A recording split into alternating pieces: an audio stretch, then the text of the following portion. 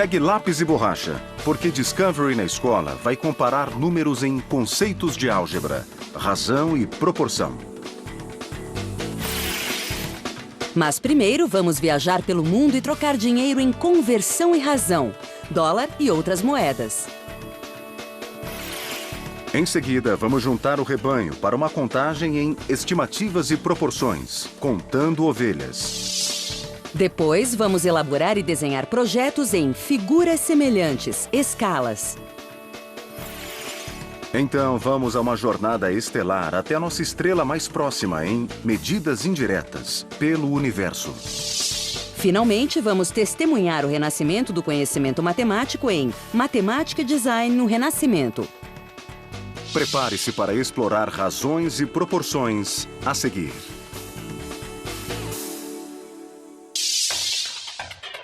Fique atento às atividades propostas.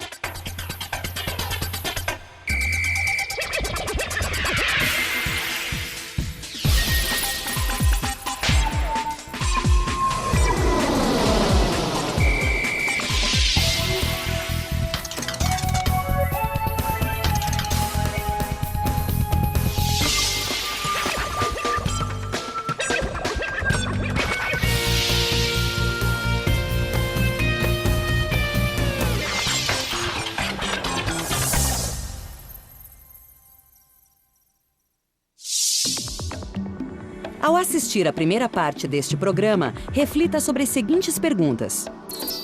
Quais são as formas de se medir grandes comprimentos ou distâncias indiretamente? Como as figuras semelhantes são utilizadas em plantas e outros esquemas? Dólares, pesos, reais, euros, francos e libras. Converter dinheiro de uma moeda para outra requer apenas o simples uso de razão e taxas.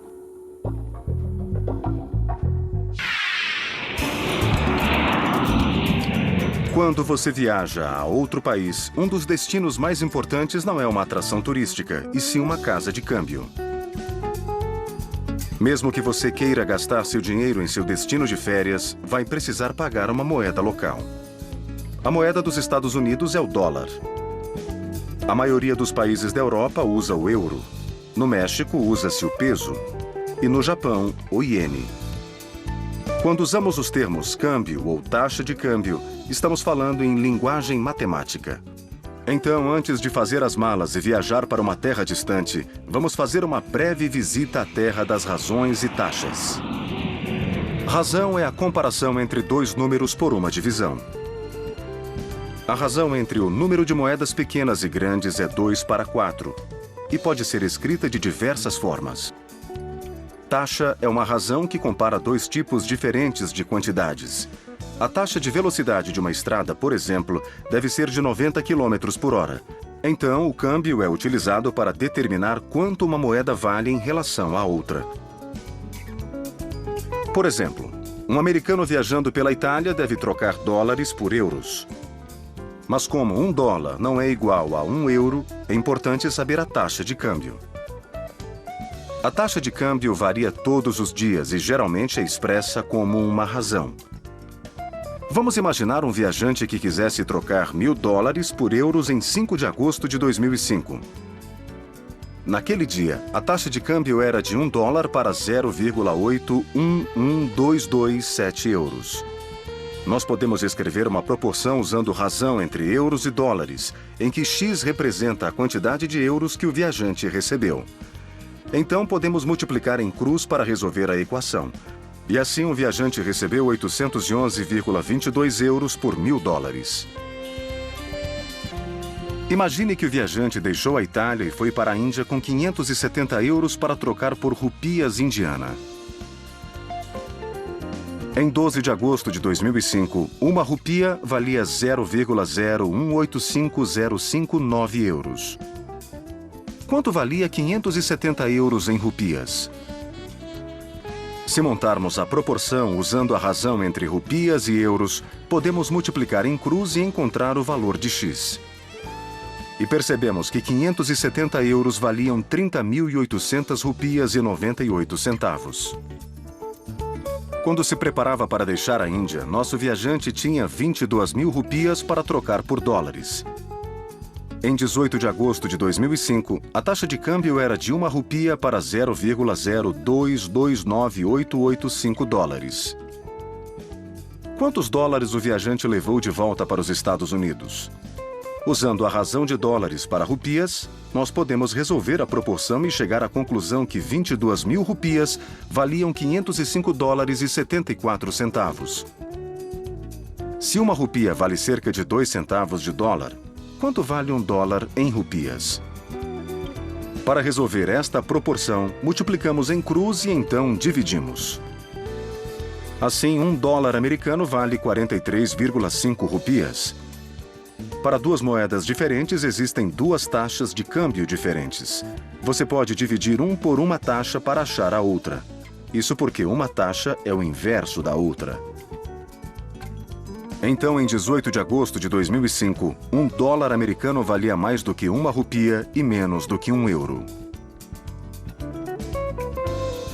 Imagine que o viajante soubesse a taxa de câmbio entre euros e dólares, mas não soubesse a taxa entre rupias e dólares.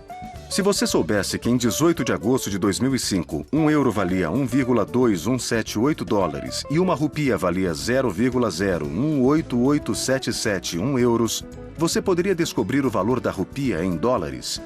Tente utilizar uma regra de 3 composta para descobrir a taxa de câmbio. Se multiplicássemos estas duas taxas, os euros se cancelam, deixando a taxa de rupias para dólares. Assim, descobrimos que uma rupia valia cerca de 0,229885 dólares. Hoje em dia, muitas pessoas de negócios trocam dinheiro no mercado de câmbio. Como qualquer outro negócio que depende da economia, pode ser lucrativo, mas é um investimento bastante arriscado. Você sabia? No dia 1º de janeiro de 2002, 12 países da Comunidade Europeia trocaram suas moedas nacionais pelo euro. As moedas de euro têm um lado comum com a denominação e um lado nacional que representa cada país. Populações de animais, domésticas ou selvagens, frequentemente devem ser controladas pelo mundo. Com a ajuda de razões e proporções, pesquisadores podem estimar o número de animais selvagens do planeta.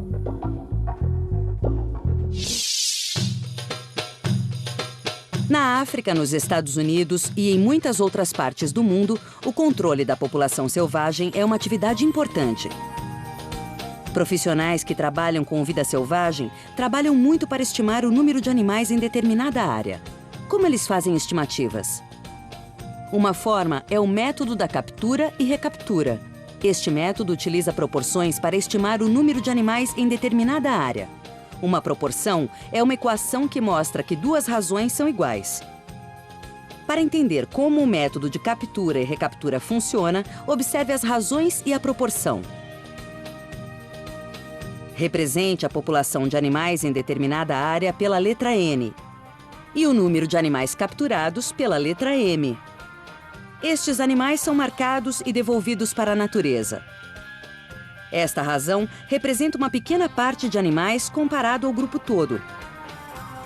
Depois de tempo suficiente para os animais se misturarem com outro número específico, N são capturados. Entre os animais recapturados, M estão marcados. Esta razão representa um grupo pequeno do grupo todo. Então, comparando a razão entre os animais marcados com a razão da população inteira, podemos estimar uma proporção para N. Vamos supor que os pesquisadores tenham capturado e marcado 200 veados em uma determinada área. Depois de algumas semanas, eles recapturam 100 veados. Se 8 deles estão marcados, qual é a estimativa da população de veados para aquela área? Colocando estes valores em uma proporção, temos 8 sobre 100 igual a 200 sobre N. Nós podemos multiplicar em cruz e descobrir N. Os pesquisadores estimam que existem cerca de 2.500 veados naquela região. Um grande número de garças japonesas vive na ilha de Hokkaido. Se 50 garças são capturadas e marcadas e algumas semanas depois outras 50 são recapturadas, qual é a população estimada se apenas 4 garças estavam marcadas? Substituindo os valores na equação, temos 4 sobre 50 igual a 50 sobre N. Multiplicando em cruz e dividindo os dois lados por 4, encontramos que a população estimada é de cerca de 625 garças vivendo na ilha. Especialistas em animais selvagens querem estimar o número de focas em uma determinada região. Se eles capturarem e marcarem 20 focas e depois recapturarem outras 20, qual é a população estimada se uma em cada 4 focas estava marcada? Se 1/4 das focas estava marcada, significa que M é igual a A5. Colocando esses valores na proporção, encontramos que a população estimada de focas na região é de cerca de 80 focas. Os pesquisadores confiam no método da captura e recaptura para estimar a população de animais. Mas nascimento e morte, imigração e emigração e a possibilidade de perder as etiquetas nos lembram que estimativas são no máximo boas aproximações.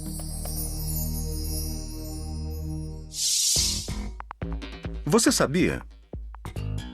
Estimar a população de animais também ajuda os pesquisadores a identificar espécies em perigo, que são populações tão pequenas que correm o risco de serem extintas.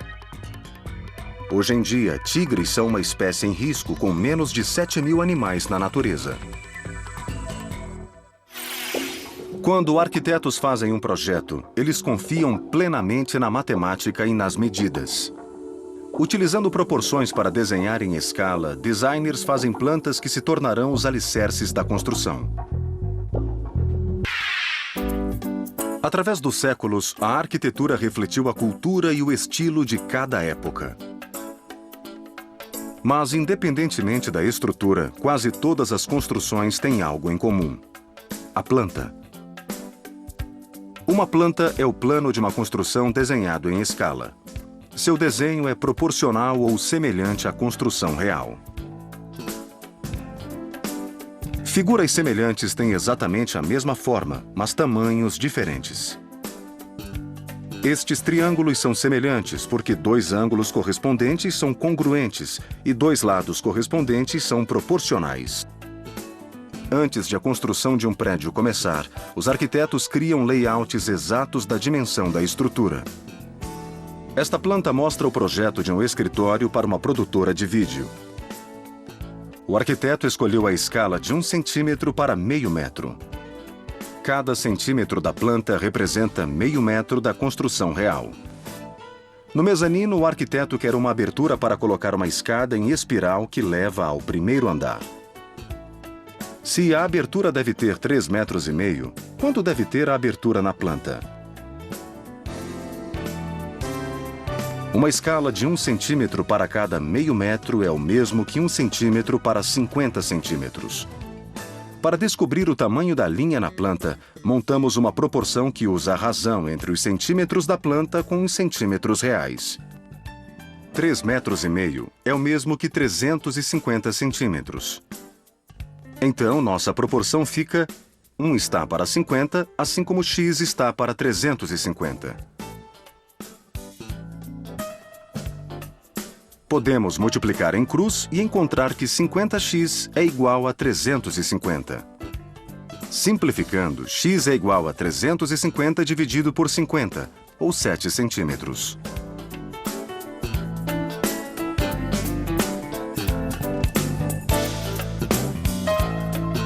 No térreo, um banheiro será construído perto de 2 ilhas de edição. Cada ilha de edição tem 3,27 metros ao longo da parede externa. Se o comprimento total desta parede é de 18,10 centímetros na planta, qual é o tamanho do banheiro real em metros? Primeiro, precisamos saber quanto mede a ilha na planta. 3,27 metros é o mesmo que 327 centímetros. Montando a nova proporção com centímetros e com os denominadores, encontramos o valor de x.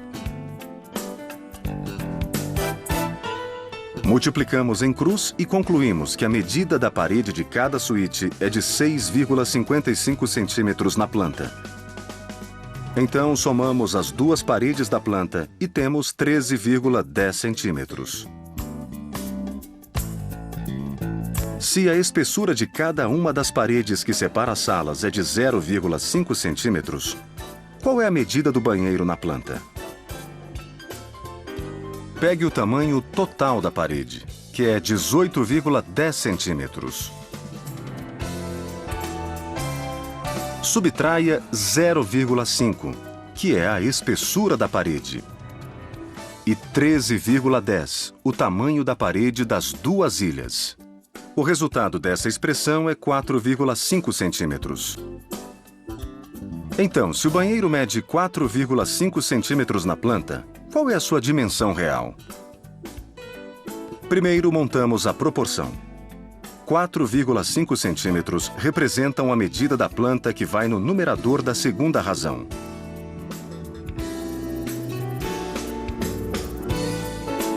Para encontrar x, multiplicamos em cruz e ao final da equação concluímos que x é igual a 225 centímetros. Como queremos a medida em metros, dividimos por 100 e obtemos 2 metros e 25 centímetros. Sendo assim, a medida do banheiro é igual a 2 metros e 25 centímetros. Depois de muito calcular e planejar, os arquitetos apresentam a planta. Agora, imagine que toda a beleza da arquitetura que está à sua volta começou com matemática e figuras semelhantes. Você sabia? O astrônomo inglês Sir John Herschel desenvolveu o processo da cópia heliográfica usado em plantas em 1840. Ele utilizou substâncias líquidas para criar uma linha branca e um papel azul. Esse processo foi substituído por cópias feitas em folhas brancas com linhas coloridas ou pretas e imagens de computador.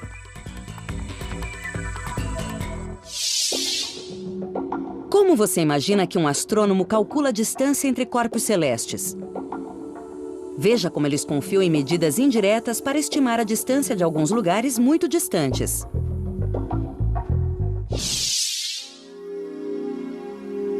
Depois do Sol, a estrela mais próxima da Terra é a Próxima Centauri. Esta gigante vermelha está a 4,22 anos-luz de distância da Terra. Como os cientistas e astrônomos medem distâncias tão grandes? Como é impossível medir diretamente uma distância grande, os cientistas utilizam medidas indiretas. É um método que possibilita medir algo medindo outra coisa. Existem várias formas para medir indiretamente a altura de uma árvore. Uma forma é utilizar figuras semelhantes e proporções. Fixando uma estaca e medindo a sobra feita pela árvore pela estaca, temos dois triângulos semelhantes e podemos escrever uma proporção e encontrar o valor de H. Neste exemplo, encontramos que a altura da árvore é de 3,65 metros. Outra forma de encontrar a altura é utilizar ângulos e trigonometria. Veja como este método ajuda nos cálculos indiretos. Se soubermos o valor de um ângulo agudo de um triângulo reto e a medida de um dos lados, podemos utilizar as funções trigonométricas para descobrir a medida dos dois outros lados. Para encontrar H neste exemplo, podemos utilizar o seno. Como o seno de um ângulo é igual à razão entre o lado oposto e a hipotenusa, o seno de 35 graus é igual a H dividido por 3,65. Então, H é igual a aproximadamente 2. Para encontrar o lado adjacente, L, podemos utilizar a função cosseno. O cosseno de 35 graus é igual à razão entre o lado adjacente e a hipotenusa, 3,65. Assim, L é aproximadamente 3 metros.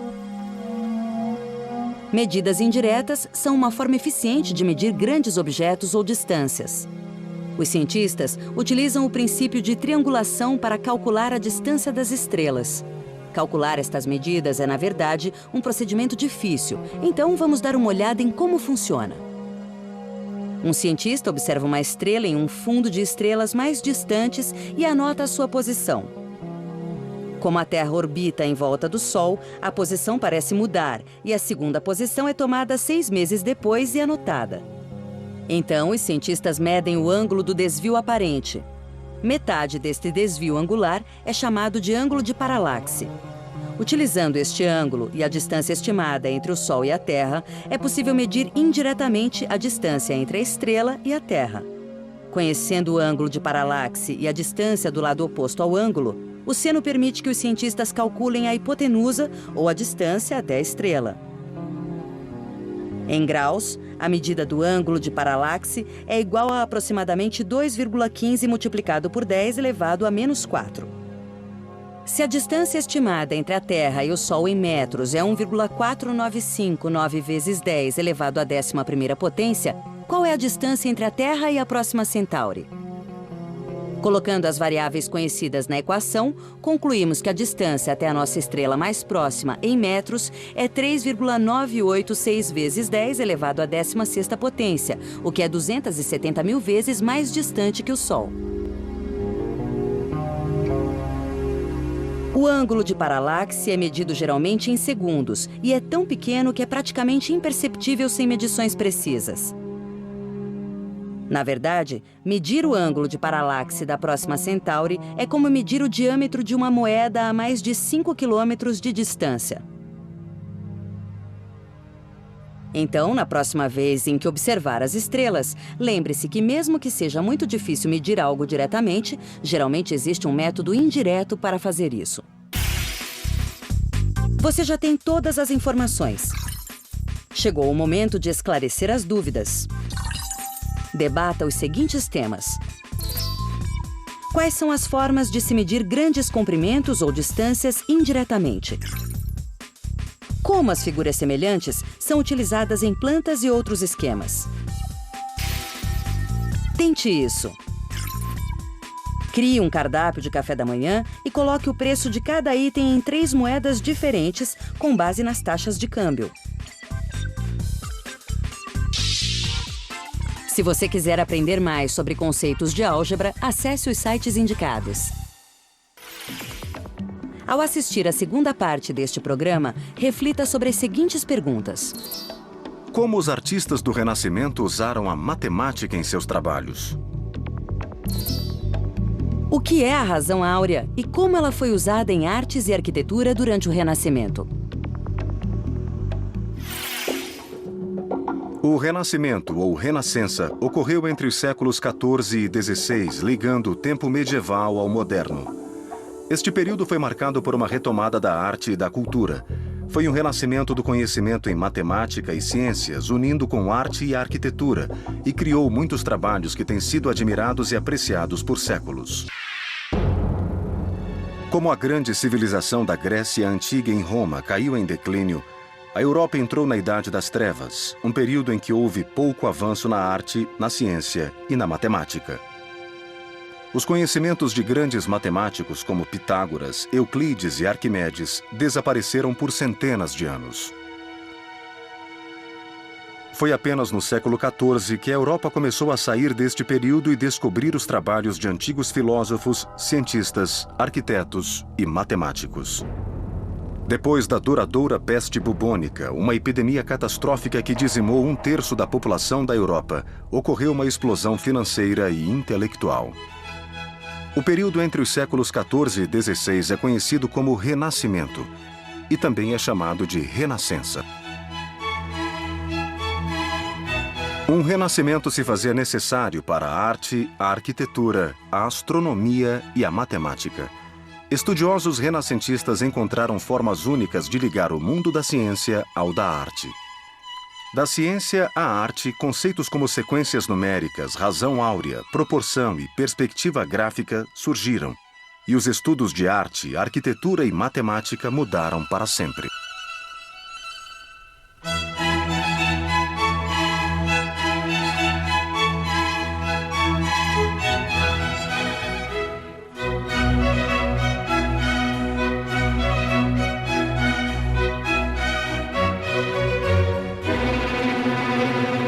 Por volta de 1400, a tecnologia gráfica que utilizava caracteres móveis foi inventada na Europa.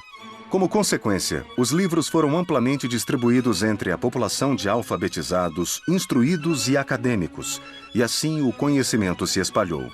Em cidades universitárias como Salamanca, na Espanha, no início de 1500 existiam por volta de dúzias de gráficas e quase 100 livrarias.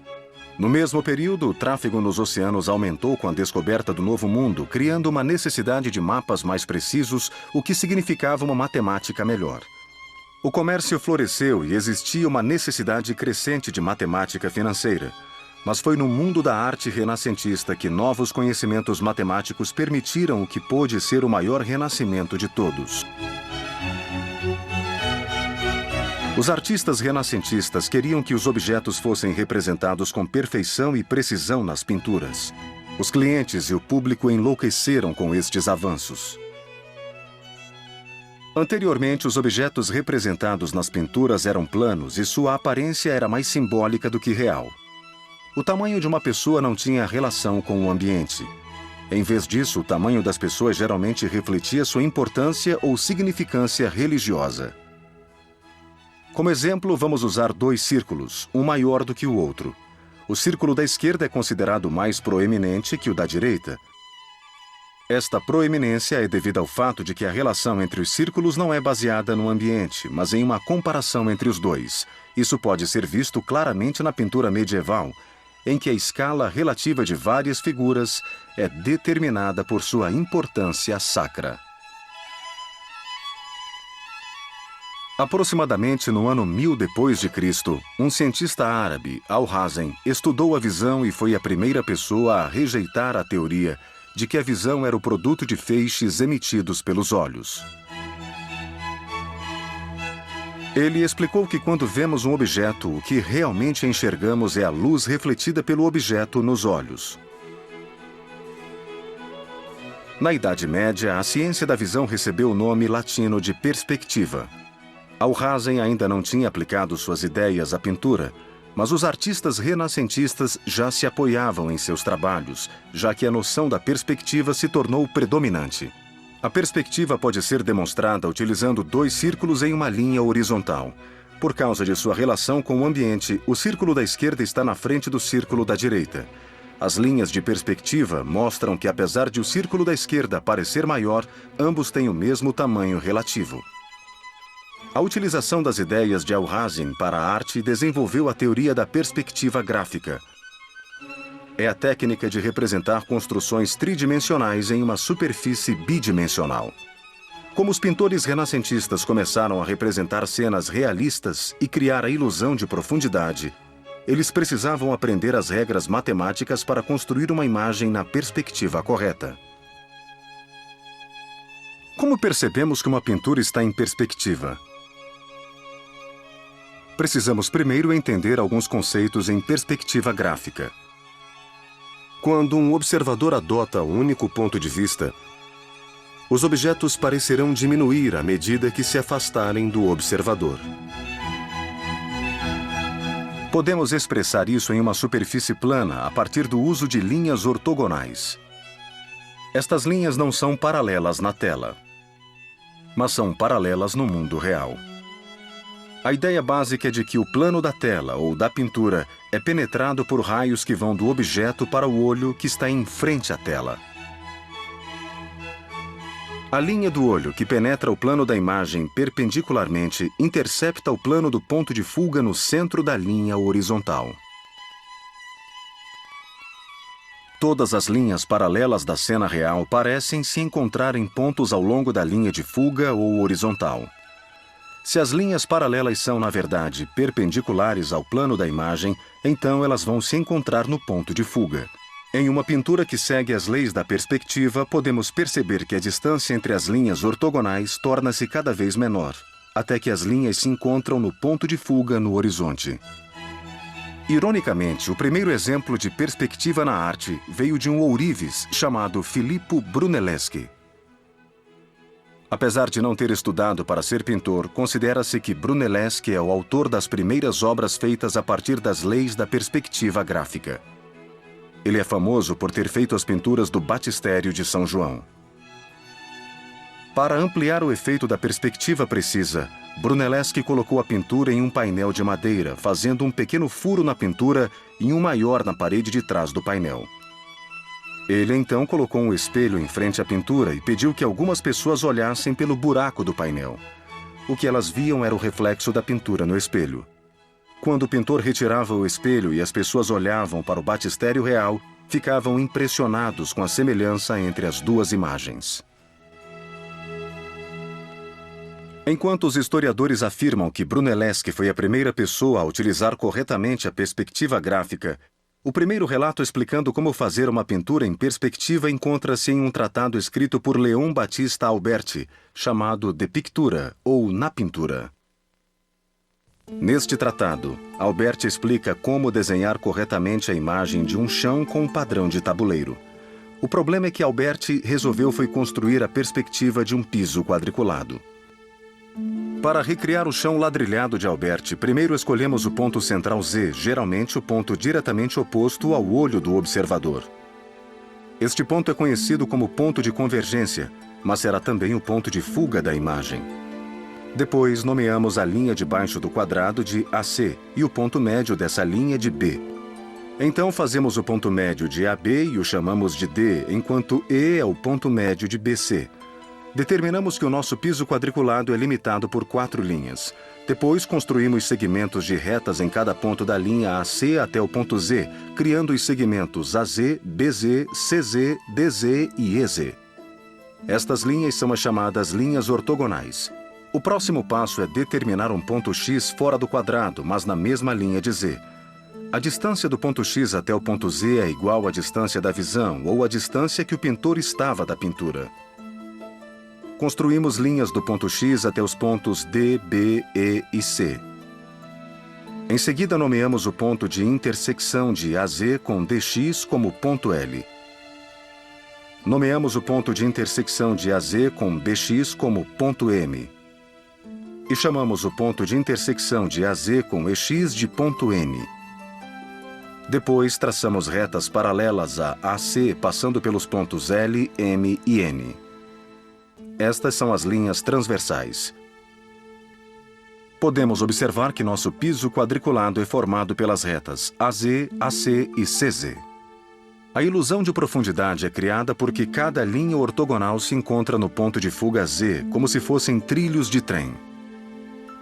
Também é importante notar que, em um piso quadriculado desenhado corretamente em perspectiva, a proporção entre a primeira e a segunda linha é sempre proporcional à distância entre o olho e a primeira linha e entre o olho e a segunda linha. Então, se nomearmos o ponto de intersecção de DZ e BX como ponto P, podemos dizer que DB é proporcional a LP, assim como DX é proporcional a LX. Piero della Francesca, outro artista renascentista que fez grandes avanços na utilização da perspectiva, provou este teorema. Piero estava menos preocupado com a ótica e muito mais com o que chamou de perspectiva comum, o tipo especial de perspectiva usado pelos pintores.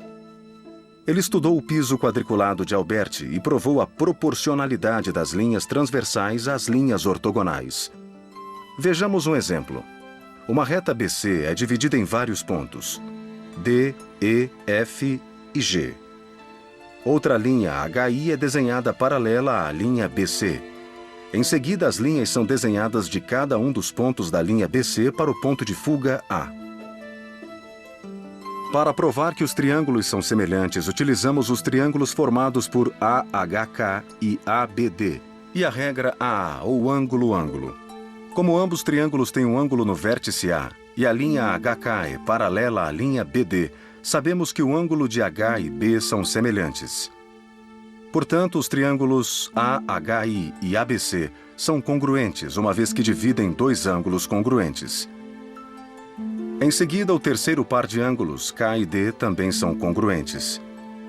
O teorema de Piero diz que se as linhas que partem dos pontos que dividem BC convergem no ponto A, a linha HI será dividida em proporção idêntica à linha BC. Para provar este teorema, Piero usou a semelhança de triângulos. Como as retas BC e HI são paralelas, a razão entre as linhas de AK a AD são iguais à razão entre as retas HK e BD. Além disso, a razão entre as retas AK e HD também é igual à razão entre KL e DE, e a razão entre HK e BD é igual a KL sobre DE. Se dividirmos BC em segmentos de retas iguais em que BD é igual a DE, por exemplo, então HI também é dividido em segmentos iguais e HK é igual a KL. O mesmo raciocínio pode ser estendido para as linhas LM, MN e NI. Estudando os trabalhos dos antigos gregos e romanos, os artistas e construtores do Renascimento redescobriram o uso da proporção divina, utilizada na construção de estruturas extraordinárias. Também conhecido como número de ouro ou razão áurea, a proporção divina é uma formulação matemática que aparece em tudo, desde espirais logarítmicas de uma concha marinha até a estrutura de uma pinha, da dupla hélice do DNA até a forma do corpo humano. A razão áurea vem da divisão de um segmento de linha de tal forma que a razão entre o segmento e a maior parte é igual à razão entre a maior parte e a parte pequena. Por exemplo, dividimos um segmento de reta de comprimento 1 em duas partes, x e 1 menos x. Se 1 dividido por x é igual a x dividido por 1 menos x, então a divisão do segmento produziu a razão áurea. Multiplicamos em cruz e simplificamos para escrever a equação quadrática x² mais x menos 1 igual a 0. Usando a fórmula quadrática x é igual a menos b mais ou menos a raiz de b ao quadrado menos 4ac dividido por 2a. Em que a é igual a 1, b é igual a 1 e c é igual a menos 1. Encontramos como solução o número irracional menos 1 mais raiz quadrada de 5 dividido por 2, o que é aproximadamente 0,618. A segunda solução para o problema, menos 1 menos a raiz quadrada de 5 dividido por 2, é o número menos 1,618. Esta solução não é válida para este caso, porque o comprimento de um segmento não pode ser menor do que 0. Então a razão de 1 dividido por x é 1 mais a raiz quadrada de 5 dividido por 2, ou 1,618. Este número é chamado de número de ouro e representado pela letra grega φ. Mas por que é chamada de razão áurea? Martin Ohm escreveu o primeiro registro escrito do termo em 1835, na segunda edição de seu livro, Die rein elementar Mathematik. James Sully foi o primeiro historiador a usar este termo em 1875, em um artigo da 9ª edição da Enciclopédia Britânica. Arquitetos renascentistas e artistas utilizaram a razão para desenhar muitas das construções e pinturas mais famosas do mundo, como a Basílica de São Marco em Veneza e pinturas como a Anunciação de Leonardo da Vinci. Existem muitas formas de construir geometricamente a razão áurea. Por exemplo, ela aparece como a razão entre o lado e a base de um triângulo isósceles de ângulos de base de 72 graus. Vamos dar uma olhada em como esta configuração leva à razão áurea. Construímos o triângulo isósceles ABC, em que AB é igual a BC, que é igual a 1. Um triângulo isósceles é definido como um triângulo com dois lados e ângulos iguais. Desenhamos a bissetriz do ângulo A que corta o lado do ponto D. O ângulo A é igual a 36 graus nos triângulos ADC e ADB. No triângulo ADC, o ângulo D é igual a 72 graus, o que gera dois triângulos isósceles semelhantes ADC e BAC, usando o teorema do ângulo-ângulo-ângulo. Encontramos que a medida dos segmentos AC, AD e BD são iguais, uma medida comum que chamaremos de x. Os lados AB e BC são iguais a 1, o que significa que CD mede BC menos BD ou 1 menos x. Portanto, as razões entre os lados e a base nos triângulos ABC e CAD são iguais. Ou BC dividido por AC é igual a AC dividido por CD. Substituindo os valores, obtemos a equação 1 dividido por x é igual a x dividido por 1 menos x, o que leva à razão áurea. Um retângulo áureo é uma outra forma comum de construir a razão áurea. Ele é φ vezes mais comprido do que é alto. Retângulos áureos são os objetos mais comuns na arte e na arquitetura renascentista. O estudo da perspectiva na razão áurea se tornou uma obsessão para artistas como Leonardo da Vinci. Da Vinci foi capaz de recriar os efeitos que observava na natureza. Ele constantemente tentava explicar o que via e fez vários experimentos para testar suas ideias. Como ele escreveu e anotou muitas de suas ideias, hoje nós sabemos que ele foi um dos primeiros a ter uma abordagem científica para entender como o mundo funciona e como nós o percebemos. Quando sobrepomos linhas no quadro A Anunciação de Da Vinci, podemos dividir o retângulo todo em uma espiral de retângulos áureos, cada um diminuindo em tamanho à exata proporção φ. A razão áurea também é encontrada em uma das sequências mais famosas de todos os tempos, a sequência de Fibonacci. Leonardo de Pisa nasceu no século XII. O nome com o qual ficou conhecido vem da abreviação de Filius Bonatti, que significa filho de Bonaccio em latim. Ele recebeu este apelido de Guilhem Libri na década de 1830. Fibonacci foi um dos únicos matemáticos de destaque na Europa durante a Idade Média. Na verdade, a transmissão de muitos avanços na matemática do Oriente Médio e da Índia para a Europa é devida em grande parte a Fibonacci. Enquanto seus contemporâneos trabalhavam com os ineficientes numerais romanos, Fibonacci aprendia o sistema posicional indo-arábico, álgebra e geometria. O tratado mais conhecido de Fibonacci, Liber Abaci, que significa livro de cálculos em latim, introduziu muitas práticas das matemáticas árabes e indianas na Europa. Talvez o problema mais famoso proposto por Fibonacci em seu tratado tenha sido o cruzamento de coelhos. Aqui está o problema como Fibonacci propôs. Quantos pares de coelhos podem nascer de um casal original em um ano, supondo que eles naturalmente geram um outro par por mês e que 2 meses após nascer, cada novo par pode procriar? O problema supõe que os pares novos só nascem depois do 2º mês e que nenhum coelho vai morrer durante o ano todo. Ao resolver o problema, percebemos que no final do 1º mês o casal original acasala, mas ainda há apenas um par. Ao final do 2º mês, a fêmea gera um novo par, então são 2 pares. No final do 3º mês, a fêmea original gera um segundo par, contabilizando 3 pares no total. No final do 4º mês, a fêmea original ainda gera mais um par, e a fêmea gerada 2 meses antes gera seu primeiro par, fazendo 5 pares no total. Conforme a sequência continua, percebemos que a cada mês o número total de pares é a soma do número de pares dos 2 meses anteriores. Consequentemente, no final dos 12 meses, a sequência de Fibonacci fica da seguinte forma: 1 no 1º mês e 1 no 2º mês. O primeiro e o segundo no 3º mês, ou 1 mais 1 igual a 2. O segundo e o terceiro no 4º mês, ou 2 mais 1, que são 3. O terceiro e o quarto no 5º mês, ou 3 mais 2, que são 5. O quarto mais o quinto no 6º mês, ou 5 mais 3, igual a 8.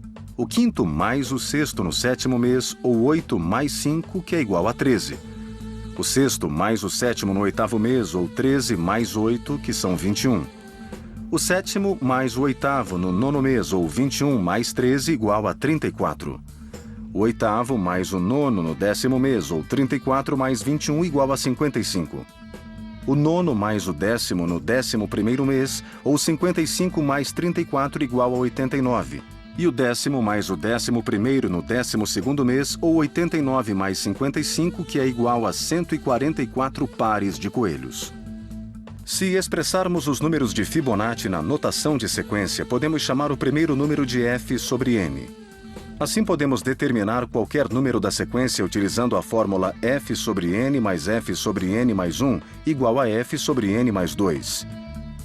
Utilizando esta fórmula, encontramos um padrão muito interessante.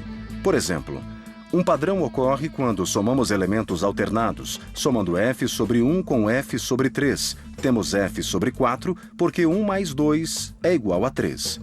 f sobre 1 mais f sobre 3 mais f sobre 5 é igual a f sobre 6, porque 1 mais 2 mais 5 é igual a 8. f sobre 1 mais f sobre 3 mais f sobre 5 mais f sobre 7 é igual a f sobre 8, já que 1 mais 2 mais 5 mais 13 é igual a 21. Outro padrão interessante ocorre ao somar elementos consecutivos na sequência de Fibonacci. A soma de dois elementos sucessivos dá um resultado que é 2 elementos maior do que o último número somado menos 1. Então, f sobre 1 mais f sobre 2 é igual a f sobre 4 menos 1, porque 1 mais 1 é igual a 3 menos 1, ou 2. F sobre 1 mais f sobre 2 mais f sobre 5 é igual a f sobre 5 menos 1, porque 1 mais 2 igual a 5 menos 1, ou 4. F sobre 1 mais f sobre 2 mais f sobre 3 mais f sobre 4 é igual a f sobre 6 menos 1, porque 1 mais 2 mais 3 é igual a 8 menos 1, ou 7. A sequência de Fibonacci também pode ser expressa geometricamente. Vamos usar uma série de quadrados em que os tamanhos dos lados correspondem aos termos da sequência de Fibonacci e arranjá-los em ordem em um padrão espiral. Percebemos que a razão entre a altura e a largura dos retângulos que formam cada estágio é 2 termos sucessivos da sequência de Fibonacci, formando uma figura comum, o retângulo áureo. O aspecto mais interessante da sequência de Fibonacci talvez ocorra na divisão de 2 termos sucessivos. Isso nos leva a um número familiar, a razão áurea. Vamos ver como isso funciona. 1 dividido por 1 é igual a 1. 2 dividido por 1 é igual a 2. 3 dividido por 2 é igual a 1,5. 5 dividido por 3 é igual a 1,666. 8 dividido por 5 é igual a 1,6. 13 dividido por 8 é igual a 1,625. E 21 dividido por 13 é igual a 1,61538. Esta sequência converge, o que significa que existe um número real em que os números desta sequência vão se aproximar cada vez mais conforme a sequência continua. Se continuarmos a dividir termos sucessivos, vamos provar que o quociente entre termos sucessivos se aproxima da razão áurea, φ. Podemos encontrar a razão áurea algebricamente com a sequência de Fibonacci. Algebricamente, a sequência das razões entre termos sucessivos é assim: x sobre 1 é igual a 1 dividido por 1, x sobre 2 é igual a 2 dividido por 1, x sobre 3 é igual a 3 dividido por 2, x sobre 4 é igual a 5 dividido por 3, e assim por diante. Podemos expressar a razão entre termos sucessivos como x sobre n igual a f sobre n mais 1 dividido por f sobre n. Como cada número da sequência de Fibonacci é igual à soma dos 2 termos anteriores, temos que f sobre n mais 1 é igual a f sobre n mais f sobre n menos 1. Podemos reescrever esta equação como x sobre n igual a f sobre n mais f sobre n menos 1, dividido por f sobre n. Ou x sobre n é igual a 1 mais f sobre n menos 1, dividido por f sobre n.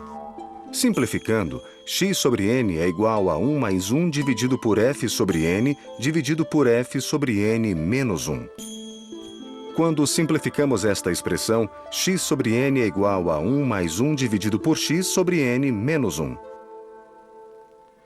Como afirmamos anteriormente, a sequência das razões entre termos sucessivos converge para o número real, que algebricamente chamamos de x. Observando a equação, podemos notar que n se aproxima do limite de x sobre n igual ao limite de x sobre n menos 1. E ambos os limites são iguais ao número real x, para o qual a sequência converge. O limite de uma sequência é definido como o número que é aproximado pela sequência x sobre n quando n cresce arbitrariamente. Agora que descobrimos que x é igual ao limite de x sobre n e x sobre n menos 1, podemos reescrever nossa equação da seguinte forma: x é igual a 1 mais 1 dividido por x. Isso pode ser reescrito como a equação quadrática x ao quadrado menos x menos 1 é igual a 0.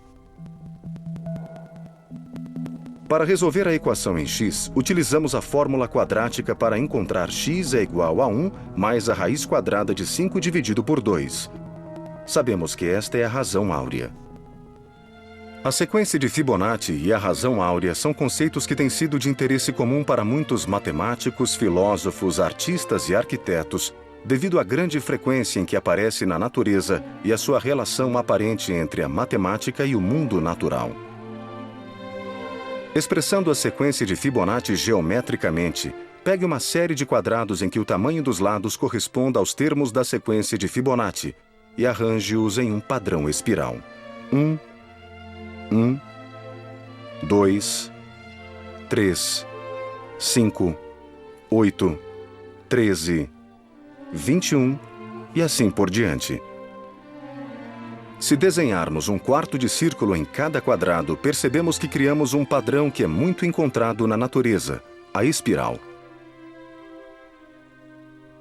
Espirais deste tipo podem ser encontradas em muitas formas, desde pinhas até conchas marinhas e a dupla hélice do DNA, todas de acordo com a sequência de Fibonacci e com a razão áurea.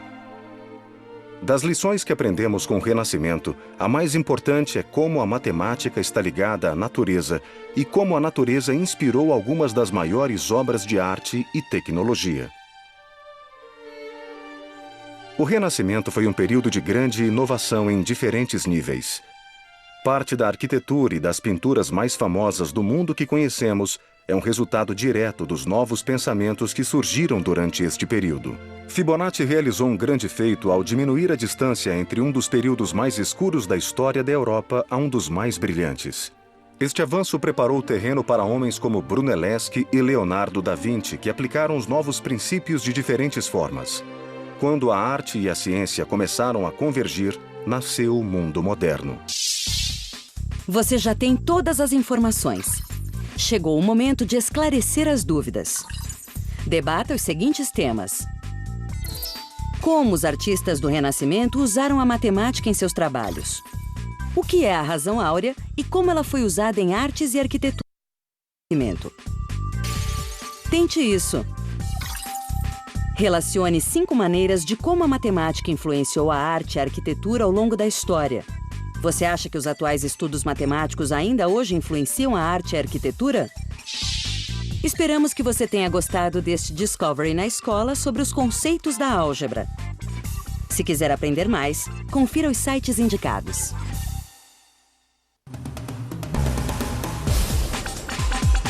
Versão brasileira Vox Mundi.